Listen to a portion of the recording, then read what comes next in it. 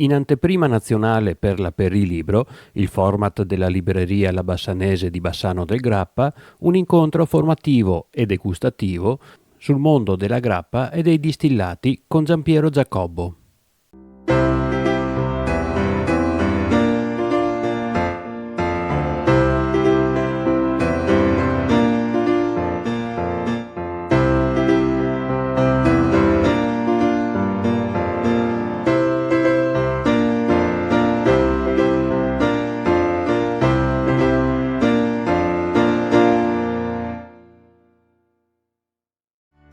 Autore esperto sull'argomento, Giacobbo ha presentato il suo ultimo libro, Il piacere della grappa, edito da Slow Food, disponibile in libreria a partire dal mese di marzo.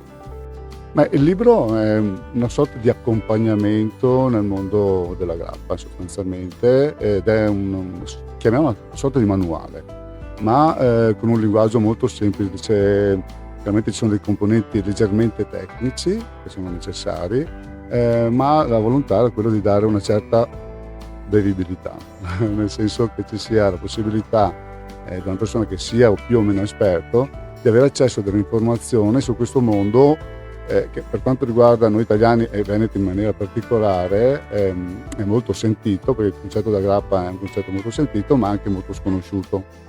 Siccome penso che siamo di fronte a una sorta di nuovo rinascimento del mondo della grappa, l'idea è nata a terra madre, a Torino l'anno scorso. Sono stato intercettato da Roberto Burdesi di Slow Food, con cui collaboro da tempo, e mi ha detto: guarda, ho pensato che tu dovessi scrivere un libro sulla grappa.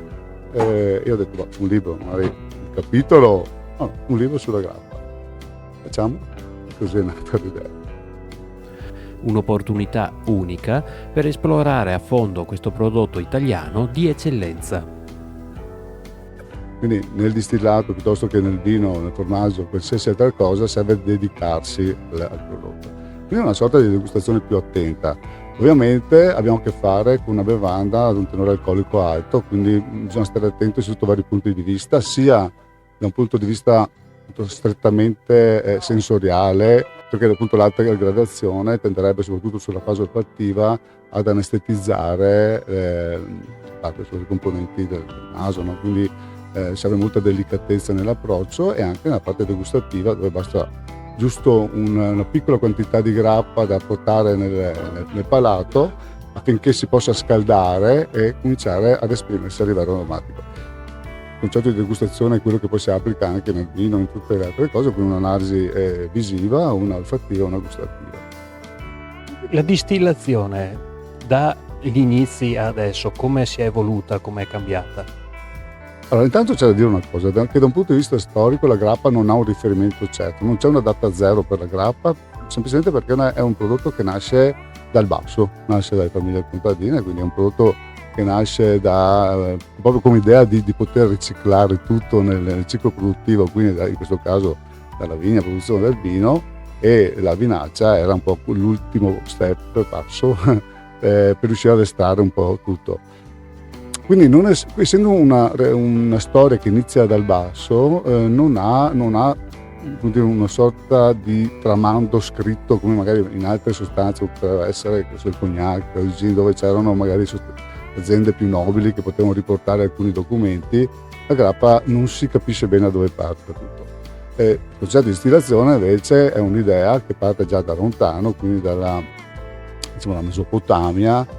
Infatti Alambic è un nome arabo, e ci si è arrivati con il tempo, penso, osservando l'evaporazione dell'acqua nelle pozzanghere, e quando si è capito che dalle pozzanghere un elemento liquido poteva diventare gassoso, a quel punto è nata l'idea di poter appunto distillare i liquidi, che in realtà all'epoca venivano utilizzati più per le sostanze medicamentose, venivano usati in alchimia, venivano usate da quella sorta di farmacia ante litteram, quindi non certo per il consumo edonistico, diciamo. Poi nel tempo si è evoluto pari passo ovviamente la tecnica di distillazione, infatti nel libro si parla delle due maggiori tecniche di distillazione moderne, diciamo, e di conseguenza il prodotto finito. se andiamo a analizzare un po' tutto l'arco alpino che parte appunto dal Friuli al Piemonte, troviamo sempre una tradizione di grappa. In realtà si trova in giro tutto lo stivale, però diciamo che tendenzialmente il nord Italia è quello che ha una storia un po' più profonda.